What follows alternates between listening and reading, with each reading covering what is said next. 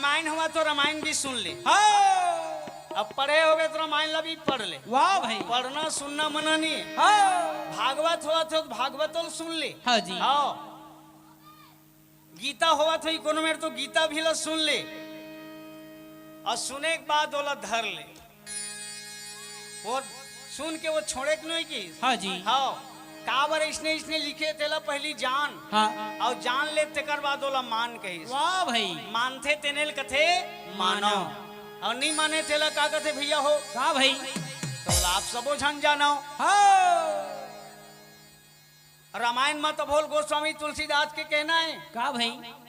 मानते तेला कथे मानो। हाँ जी। और नहीं माने तेला का कथे बोला आप सबो झन सुन के जानो। हाँ जी। मान ही मात पिता नहीं देवा और साधुन से करवा वही सेवा जिनकी यह आचरण भवानी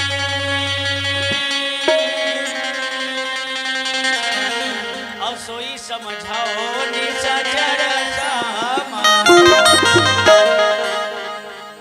बोल श्याम रामचंद्र की।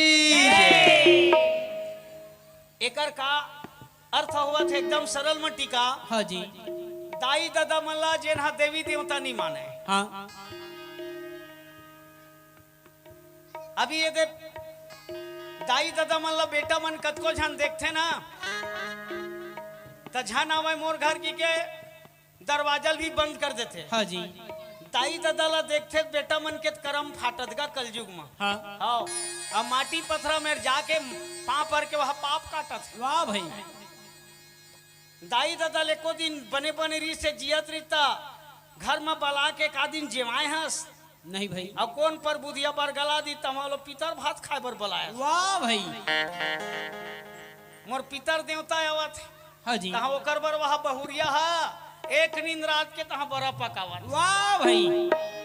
जियत रीता सास ससुर ला फूटे आँखिन देखन नहीं भावे। हाँ खाए बेरा बहू हा सास और ससुर ला नहीं बलावे। हाँ जी। तेन बहू यहाँ दे पितर पाक में सब कौल धदा बनाए। वाह भाई। वो बेटा हा पितर पाक मनावा थन के दाई दादा जियत में तो खाना नहीं दीस। हाँ जी। तरसईस कौन पर बुधिया बर गला दीस तहाँ पितर पाक में दादा लो खाल वाला है। अच्छा ये बताओ पितर पक्ष के मैं महिमा की खंडन नहीं करूं। हाँ जी। जैसे कोई आत्मा यहाँ से लोग भेजथन हाँ चार झन सगा पहुनल घर में बलाथन गा। हाँ जी। अब बलाए के बाद में यहाँ तो चौका कराथन। हाँ चौका कराथन ना कराथन भाई। गुरु दादा है तहाँ ले अच्छा नाम पान ला पढ़ के हाँ। वो लोग वो हंसा ला लोग पहुँचा दीस। हाँ जी। पहुँचा दीस ना। हाँ भाई। अच्छा ये तो कबीरपंथी घर के बात है। हाँ जी। और सत्ताहा मन का करते सत्यनारायण की कथा करवाते। हाँ जी। अब पंडित है आके तोरे घर में सत्यनारायण की कथा पढ़ के वो स्वर्गवासी आत्मा ला सीधा बैकुंठ पहुंचाते। वाह भाई। बैकुंठ काला कथे काला भाई। सतलोक काला कथे।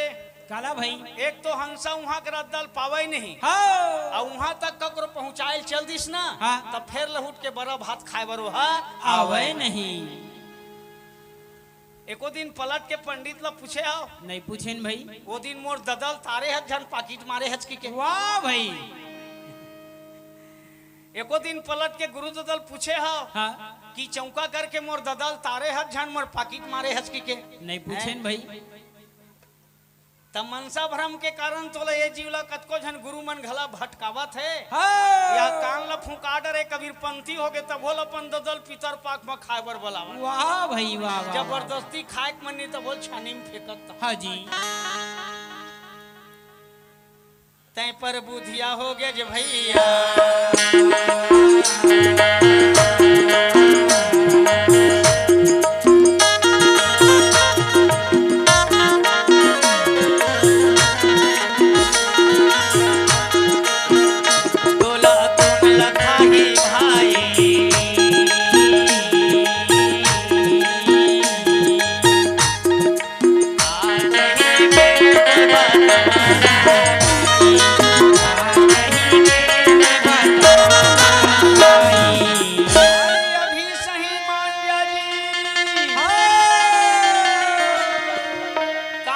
बने बने सुनावा छे सत्संग करिए सुनी आखी है बने बने दिखत है जी रद्दा बाटला पहचान के चल भैया कौन डगर में कांटा है कौन डगर में खूंटी है वाह भाई कौन रास्ता के चले में सुख है कौन रास्ता के चले में दुख है हाँ जी ये गुरु कैसे कटरी बतान भाई हाँ भाई तो जान बूझ की कपट करे साहब कहीं मैं अपन तरफ ले समझा दने भैया हाँ जी दुनिया वाले मन ला अब जान डरी सोई तेकर बाद औ छल कपट ला कोनो धरे छोई हाँ कहीं संबंध ना कोई कहीं वाह भाई ओकर समान औ मूड नहीं है दुनिया में हाँ जी कहीं संबंध ना कोई कहे कबीर ताही मुड़ के कहीं विधि भला सो होई वाह भाई वैसन के भला अरे नहीं हो वे भैया कबू नहीं हो